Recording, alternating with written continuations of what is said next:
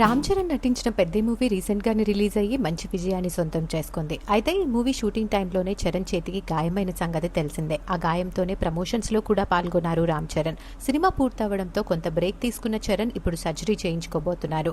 నిన్న కోయంబత్తూరు వెళ్లారు. అక్కడే సర్జరీ చేయించుకుంటున్నారు. చరణ్ కి తోడుగా చిరంజీవి గారు, సురేఖ గారు, రామ్ చరణ్ భార్య ఉపాసన కొడదల కూడా ఆయనతో పాటు కోయంబత్తూరు చేరుకున్నారు. ఆ వీడియోస్ అన్ని నెట్టింట్లో వైరల్ అవుతుండటంతో చరణ్ సర్జరీ సక్సెస్ అయ్యి త్వరగా కోలుకొని మళ్లీ షూటింగ్స్ లో పాల్గొవాలని కోరుకుంటూ కామెంట్స్ పెడుతున్నారు మెగా అభిమానులు.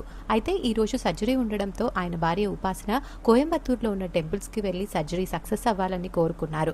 ఆ ఫొటోస్ ని సోషల్ మీడియా వేదికగా షేర్ చేసుకోవడంతో నెటిజన్స్ ఫిదా అవుతున్నారు. అన్న త్వరగా కోలుకుంటారు దినా, డోంట్ వరీ అంటూ కామెంట్స్ పెడుతున్నారు రామ్ చరణ్ ఫ్యాన్స్. ఆ పోస్ట్ ఇప్పుడు నెట్టింట్లో వైరల్ గా మారాయి.